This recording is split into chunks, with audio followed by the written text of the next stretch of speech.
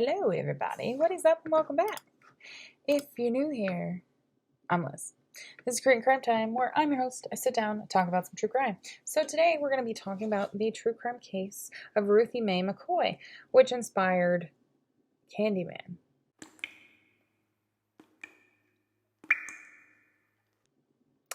Candyman is one of my all-time favorite horror movies. I really love the idea behind him as a villain. I just really like it. So, I'm sure we all saw on TikTok, the viral TikTok that happened in March of 2020, where Samantha Hartsoe discovers a large hole behind her bathroom mirror in her apartment. And this kind of shows like the mystery of a hole that led to an abandoned apartment next door. There was a 4-part series that followed her through the various stages of her investigation. And the audience grew increasingly stir crazy. Now, obviously, we're in pandemic-related restrictions during this part, like the pandemic first started. And the hole itself grew comparisons to Candyman, which, if you don't know what Candyman is, it was a horror movie that came out in 1992. No, I'm not talking about the new one that Jordan Peele had anything to do with, which was fantastic. Candyman was a horror film that came out in 1992, and it talked about a supernatural killer that haunts the projects of Chicago. And in one scene in particular, the movie's heroine climbs through a hole behind the bathroom mirror and finds Candyman's lair. Hence why, finding the abandoned apartment. Now, a lot of true crime aficionados recall the real-life case that served as the inspiration of the Candyman, and that was the murder of Ruthie Mae McCoy. So, who was Ruthie Mae McCoy? She was basically an example of how our institutions fail for the underprivileged in life. She was a Black woman who grew up on the south side of Chicago. She began exhibiting symptoms of mental illness in her 20s, but she never got the help she deserves. Even though those close to her weren't able to identify her condition, she would later be diagnosed with residual type schizophrenia, and the diagnosis arose when someone had experienced schizophrenic episodes in the past, but is not currently exhibiting symptoms now. She would talk to herself, and she would curse at strangers on the street, and she was it was unpredictable when it would happen. During her throes of her mental illness, she was severely affected by it. Her ability to hold down a steady job was affected. She was never able to maintain any employment longer than a month. And to make everything more difficult, she was institutionalized several times throughout her life. So eventually in 1983, this is when she would find herself living at the Abla Homes, which is public housing that coincidentally is located near Cabrini Green, which is the setting of Candyman. So despite any of her circumstances, there's evidence of Ruthie taking steps to leave the projects in the months before her murder in 1987. She had received approval of supplemental income through SSI. Not only did this double her monetary assistance she received, the SSI payments would be retroactive to the date of application, which is normal for anybody that is getting SSI. This meant that her first check was nearly $2,000, which is a hefty sum for somebody struggling with poverty in the 1980s. There's a lot of money. The evening...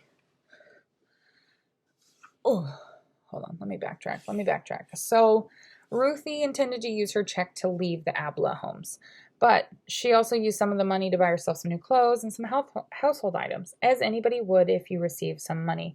I know I do if, with tax returns, I'll use some of it to pay off bills, but I'll save some of it and I will spend it on things that I want.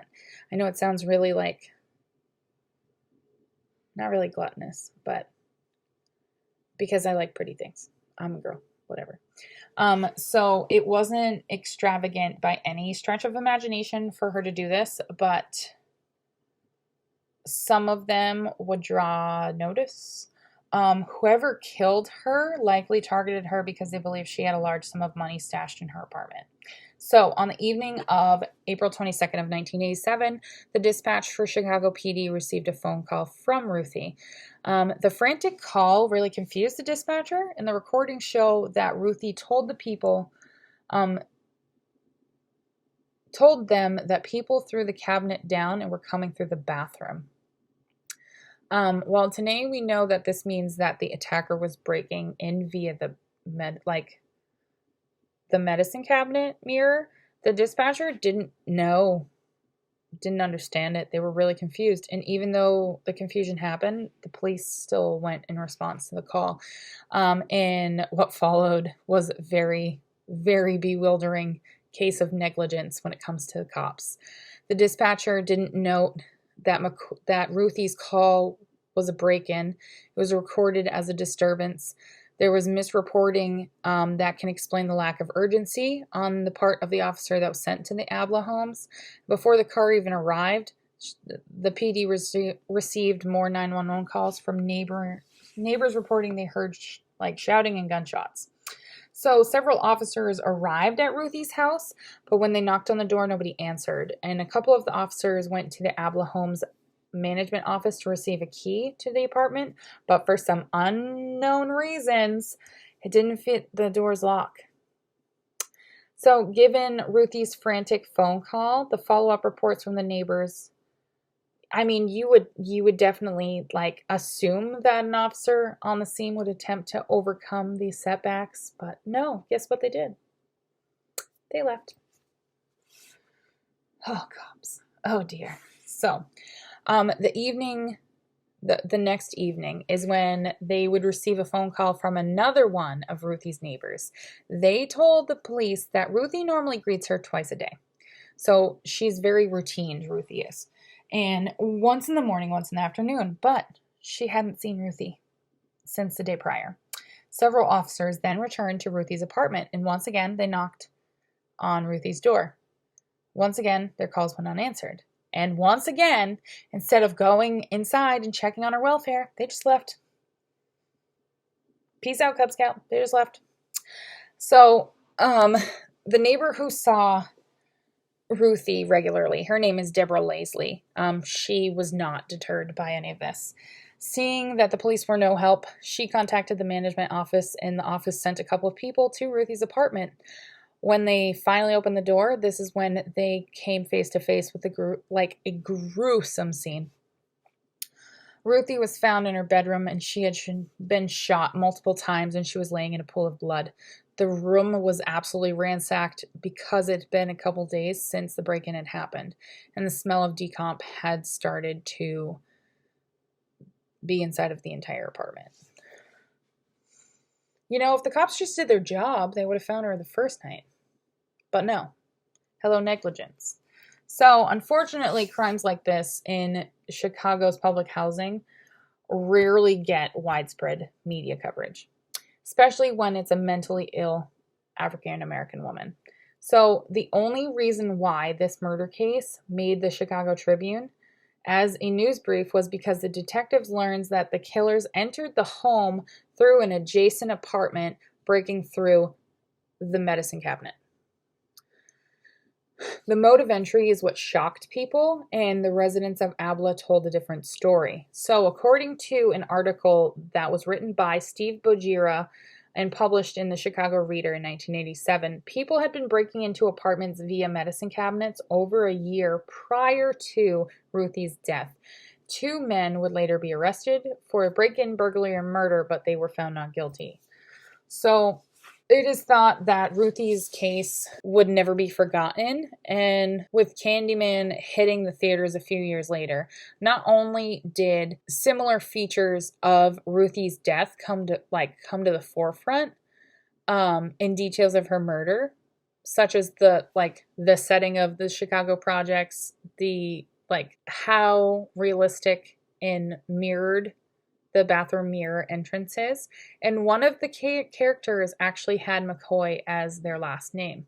So now with the new Candyman that just came out, now it came out last year in in the summer. There's another protagonist that carries on Ruthie's name. Their last name has McCoy, and it's as if they are still trying to make that of Ruthie Mae McCoy's life live on collectively through the memory within the Candyman films, so that nobody forgets exactly what happened to Ruthie Mae McCoy, as the cops simply did, as they were super negligent and didn't give a fuck. But that, my friends, is the true crime case that inspired Candyman, the death of Ruthie Mae McCoy.